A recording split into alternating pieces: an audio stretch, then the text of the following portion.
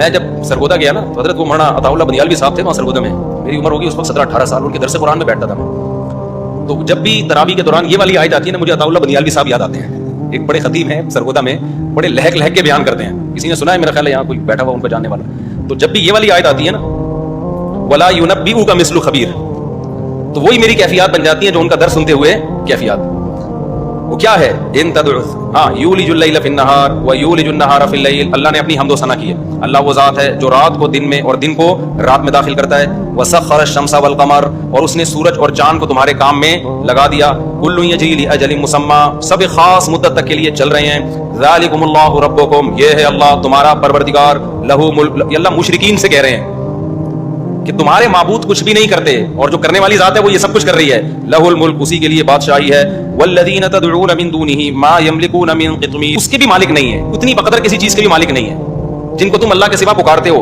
ان تدعوہم لا یسمعوا دعاءکم, اگر تم ان کو پکارو گے. دیکھو یہ ابھی ہمیں یہ سائد میں مزہ نہیں آ رہا, لیکن نبی صلی اللہ علیہ وسلم جن بت پرستوں کے سامنے سنا رہے ہیں جو صبح شام پتھر کے بنے ہوئے بتوں کے سامنے جھکتے تھے, ان کی حالت کیا ہوتی ہوگی یہ آیتیں سن کے. ان تدعوہم لا یسمعوا دعاءکم, اگر تم ان کو پکارو گے یہ تمہاری پکار نہیں سنیں گے. کل کسی نے مجھے بتایا کہ ایک عیسائی, ایک ہندو خاتون, وہ جو مندر میں عبادت کرتی تھی نا, تو بیزار ہو گئی بت پرستی سے کہ ہم کیوں ان بتوں کے سامنے جھک رہے ہیں. اس کا کو خیال ہوا کہ اپنا مذہب تبدیل کرتی ہوں, تو اس نے عیسائیت قبول کر لی. یہ اس کا بیان میں آپ کو بتا رہا ہوں. جب عیسائیت قبول کی ہے نا تو جب چرچ میں گئی تو وہاں بھی اس کو تصویریں نظر آئی, حضرت مریم کی, حضرت عیسیٰ کی. تو اس نے کہا بھائی جو چیز میں وہاں چھوڑ کر آئی ہوں یہاں بھی کیا مل رہا ہے, وہی مل رہی ہے. پھر وہ گئی مسجد, پھر اس کو پتا چلا بھائی مسجد میں تصویریں نہیں ہیں. میں جب ویٹیکن سٹی گیا نا عیسائیوں کے وہ جو مرکز ہے, وہاں جو سب سے وحشت ناک چیز تھی نا جس کی وجہ سے فضا میں ایک ظلمت پیدا ہو رہی تھی, وہ وہاں کے مجسمے تھے. یہ مجسمہ سازی ایک ایسی چیز ہے جس سے حقیقت یہ ہے کہ جہاں یہ مجسمے ہوں گے نا وہاں ایک وحشت کا ماحول ہوتا ہے, وہاں نورانیت نہیں ہوتی. تو یہ اسلام نے جو تصویر سازی سے منع کیا ہے نا, یہ بھی اسلام کا ہم پر بہت بڑا احسان ہے. اس کی وجہ سے ہمارے گھروں میں بھی ایک نور ہے, برکت ہے. آپ جائیں نا کسی غیر مسلم کے گھروں میں بت رکھے ہوئے ہوں گے, دیواروں پہ تصویریں پر, اس کی عجیب سی وحشت ہوتی ہے. یہ گھر میں روحانیت اور نورانیت نہیں ہوتی اس سے. تو اللہ تعالیٰ فرماتے ہیں وَيَوْمَ الْقِيَامَةِ لَا يَسْمَعُوا دُعَاءَكُمْ, اگر تم ان کو پکارو گے یہ تمہاری دعا نہیں سنیں گے. وَلَوْ سَمِعُوا مَا اسْتَجَابُوا لَكُمْ, اور اگر یہ سن بھی لیں تو تمہاری پکار کا جواب نہیں دیں گے. وَيَوْمَ الْقِيَامَةِ يَكْفُرُونَ بِشِرْكِكُمْ, اور قیامت کے دن تمہارے شرک کا انکار بھی کریں گے. اب عطا اللہ بنیالوی صاحب کو جو جوش آتا تھا نا وہ اس آیت پر وَلَا يُنَبِّئُكَ مِثْلُ خَبِيرٍ, ویسے پڑھتے تھے اس کو کہ تجھے باخبر سے اچھی کوئی خبر نہیں دے سکتا. تو آج وہ جو ان کی باڈی لینگویج بنتی تھی نا وہ بڑی جوشیلی کی. اللہ تعالیٰ سمجھا کے آخر میں کہتے ہیں بھائی جو خبیر ذات ہے نا خدا, اس جیسی خبریں تجھے کوئی نہیں دے گا. تو ہندوؤں سے پوچھے گا وہ رپورٹ چینج کر دیں گے, وہ اپنے بتوں کے بارے میں وہ رپورٹ نہیں دیں گے جو کون دے رہا ہے, اللہ دے رہا ہے. تو کسی اور سے جا کے پوچھے گا وہ بھی تھوڑا تذبذب کا شکار, کلچر کی خیال کرے گا. بھائی اتنی لوگ بتوں کی عبادت کرتے ہیں, ایکچولی کوئی بات نہیں, کلچر ہوتا ہے. کوئی خود مسجد میں چلا جاتا ہے تو ایکچولی کوئی کہاں چلا جاتا ہے, کوئی مندر میں چلا جاتا ہے, کوئی بتوں کے سامنے جھکتا ہے, کوئی قبروں سے مانگتا ہے, کوئی فلاں سے. ہر ایک اپنا کلچر ہوتا ہے. آہستہ آہستہ آ جائے گا. جیسے ہندو لوگ کیا کہتے ہیں بچوں کو عبادت تو سکھاؤ نا, بڑے ہوں گے تو خود ہی سمجھ میں آ جائیں گے سچی مچی کا بھگوان کون سا اور جھوٹی موٹی کا بھگوان کون سا. لیکن اللہ کیا کہتے ہیں وَلَا يُنَبِّئُكَ مِثْلُ خَبِيرٍ, کہ تجھے باخبر سے بہتر کوئی خبر نہیں دے گا. وہ بتا رہا ہے کہ یہ ایسے لچڑ ہیں کہ تم ان کو پکارو گے سنیں گے نہیں کہ بول کیا رہے. تو دیکھو نا صدیوں تک ایک جگہ رکھا ہوا ہے, فٹ ہے.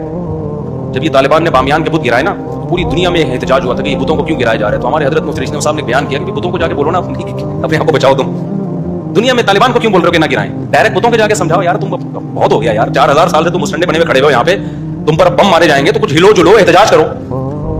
وہی بات ہے کہ اپنے خداؤں کو بچانے کے لیے تحریکیں چل رہی ہیں. تو اللہ کہتے ہیں وَلَا يُنَبِّئُكَ مِثْلُ خَبِيرٍ. اور ایک اور آیت اسی میں ایک آیت یہ بھی ہے, اے نبی آپ ان لوگوں کو ہدایت نہیں دے سکتے جو گمراہ ہیں. وَمَا أَنْتَ بِمُسْمِعٍ مَّن فِي الْقُبُورِ, اور جو قبروں میں پڑے ہوئے ہیں نا ان کو آپ سنا نہیں سکتے. اس لیے یہ بھی خوب سمجھ لیں کہ یہ جو قبر میں مردے کے سننے اور نہ سننے کا عقیدہ ہے نا, تو اس میں بھی بعض لوگ ہمارے بہت غلو کرتے ہیں اس مسئلے میں. قرآن مجید کے جو ظاہر سے ہمیں پتہ چلتا ہے نا, قرآن مجید کے ظاہری نصوص سے بالکل واضح, وہ یہی ہے کہ مردوں میں سننے کی صلاحیت نہیں ہوتی.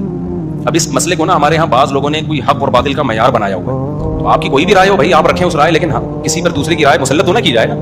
قرآن کیا کہہ رہا ہے وما انت بمسمع من فی القبور, اے نبی جو قبروں میں ہیں آپ ان کو سنا نہیں سکتے. اسی طرح انک لا تسمع الموتى, آپ مردوں کو نہیں سنا سکتے. اسی طرح قرآن میں آتا ہے کہ والموتى یبعثهم اللہ, یہ لوگ سن نہیں سکتے کیونکہ موتى کو قیامت کے دن اللہ زندہ کرے گا. کیا مطلب یہ موتى ہیں سن بھی نہیں سکتے یہ. تو اس لیے میری رائے اس بارے میں ہمارے شیخ حضرت مفتی رشید احمد صاحب رحمہ اللہ کی رائے وہ یہی ہے کہ مردوں کو نہ سنایا جا سکتا ہے نہ مردے سن سکتے ہیں. ہاں کچھ جزوی واقعات ہیں مردوں کے سننے کے, تو جہاں حدیث سے سننا ثابت ہوگا ہم کہیں گے ٹھیک ہے وہاں سننا ثابت ہے, صرف اس حد تک, اس سے آگے اس میں تعدی ہماری نظر میں ٹھیک نہیں ہے. پھر بھی کوئی سماع موتى کا قائل ہے تو وہ دلائل جانے, اس میں پھٹا کرنے کی بالکل بھی ضرورت نہیں ہے. باقی وہ ایک لطیفہ سنا کے اپنے بیان کو ختم کرتا ہوں, وہ ہے بڑا زبردست. وہ ایک صاحب تھے نا, اچھا ہاں, یہ جو ہے نا ہم جو قبروں کو کہتے ہیں السلام علیکم یا اہل القبور, تو یہ اپنے فائدے کے لیے کہتے ہیں تاکہ ہمیں عبرت حاصل ہو. باقی فرشتے پہنچا دیتے ہیں, فرشتوں کو کوئی ٹائم تھوڑی لگتا ہے سلام پہنچانے میں. ویسے بھی ایک کامن سینس کی بات ہے کہ جب زندہ تھا تو یہاں بیٹھ کے سنتا تھا, ادھر جا کے نہیں سن سکتا تھا. اب قبرستان میں وہ آخری مردہ بھی یہاں سے سن رہا ہے, یعنی قبرستان میں آپ السلام علیکم یا اہل القبور تو سارے مردوں کو نا, تو یہ زندہ تو دیوار کے پیچھے نہیں سن پا رہا تھا, اور مردہ وہ 1 کلومیٹر دور سے بھی کیا کر رہا ہے. تو یہ تھوڑا سا ویسے بھی ٹیکنیکلی بھی اس عقیدے میں تھوڑی سی فالٹ معلوم ہوتا ہے, اور شرک کے روکنے کا یہ ذریعہ بھی ہے. اگر آپ مردوں کے سننے کے قائل ہوں گے تو شرک سوسائٹی میں زیادہ پھیلے گا, نہ سننے کے قائل ہوں گے تو یہ اسلام کے مزاج کے زیادہ قریب ہے, کیونکہ اسلام توحید کے معاملے میں جتنا حساس ہے اتنا کسی مسئلے میں حساس نہیں ہے.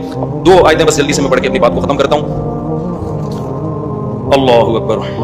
اس کے بعد ہم نے آج سورہ یاسین بھی شروع کی ہے. سورہ یاسین میں اللہ تعالیٰ نے پچھلی امتوں کا ایک واقعہ سنایا. بس 5 منٹ میں یہ واقعہ مکمل کرتا ہوں. وَاضْرِبْ لَهُم مَثَلًا أَصْحَابَ الْقَرْيَةِ إِذْ جَاءَهَا الْمُرْسَلُونَ إِذْ أَرْسَلْنَا إِلَيْهِمُ اثْنَيْنِ فَكَذَّبُوهُمَا. اللہ نے 3 پیغمبروں کو ایک بستی میں بھیجا. بہت سے حضرات کہتے ہیں اس سے مراد انطاکیہ ہے, واللہ اعلم, اللہ ہی جانے کون سی بستی ہے. یقینی طور پہ انطاکیہ نہیں, جس ترکی میں جہاں زلزلہ آیا ہم گئے بھی ہیں, وہاں بہت ساری ایسی چیزیں بھی ہیں کہ یہ وہ جگہ ہے جہاں وہ بندہ آیا تھا, یہاں یہ ہوا تھا, قصے ہیں اللہ ہی بہتر. میں ایک دفعہ عجائب گھر میں گیا تو وہاں نا ترکی کے, تو مجھے بتایا کہ یہ فلاں چیز ہے, یہ فلاں چیز ہے. میں نے کہا زبردست بھائی. آگے ایک تلوار لٹکی تھی. میں نے کہا یہ کیا؟ انہوں نے کہا موسیٰ علیہ السلام کا, سوری لاٹھی تھی. میں نے کہا یہ کیا؟ انہوں نے کہا موسیٰ علیہ السلام کا عصا ہے. میں نے کہا کچھ زیادہ ہو گئی ہے بھائی, یہ جو ہے نا کیا ہو گئی ہے, یہ تھوڑی کیا ہو گئی ہے. یہ اس سے مجھے پرانی رپورٹوں پہ بھی شک پیدا ہو گیا. کیا پرانی رپورٹیں بھی کیا ہو گئی ہیں.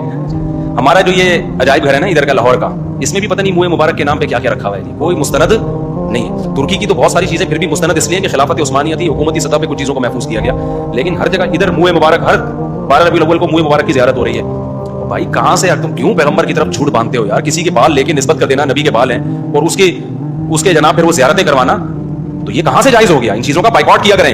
اور کمال کی بات یہ, افسوس کمال تو نہیں, افسوسی کی چیزیں عربوں میں بھی آ رہی ہیں. دبئی میں پتہ نہیں کسی نے, عرب تو ایسے نہیں تھے, عربوں نے بھی 12 ربیع الاول کی چھٹی کر دی ہے وہاں دبئی وغیرہ میں, حالانکہ عرب ایسے نہیں تھے.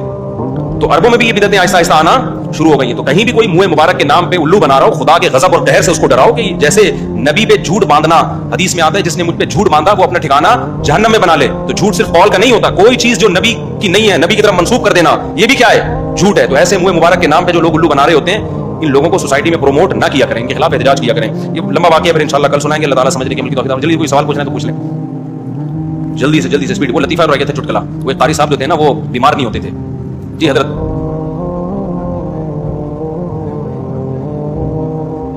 ہاں بہت اہم بات, میں انشاءاللہ انتظامیہ سے بات کرتا ہوں. صحیح کہا بھائی. دیکھو وہ ایک قاری صاحب تھے نا, یہ قبرستان میں جب بھی میں مردوں کے سلام کی بات کرتا ہوں نا, السلام علیکم, مجھے وہ چھٹکلا یاد آتا ہے. میں کراچی ایئرپورٹ پہ تھا تو وہ سیکیورٹی کا جو حضرت سب سے بڑا آفیسر ہے مجھ سے ملنے کے لیے آیا اور کہنے لگا میری ڈپریشن ختم ہو گئی, آپ کا ایک لطیفہ سن لو. میں نے کہا کیا بھائی؟ تو وہ کہتا ہے وہ میں نے لطیفہ اس میں سنا ہے کہ قاری صاحب بیمار نہیں ہوتے تھے, بچے چاہتے تھے قاری صاحب چھٹی کریں, چھٹی کرتے نہیں تھے. تو ایک بچے کو شرارت ہوئی, اس نے کہا میں ایسا عمل کروں گا قاری صاحب انشاءاللہ چھٹی کریں گے. قاری صاحب کی عادت تھی جب بھی قبرستان سے گزرتے بولتے السلام علیکم یا اہل القبور. تو قاری صاحب کا نام تھا غفور. تو بچہ نا قبرستان میں چھپ کے بیٹھ گیا.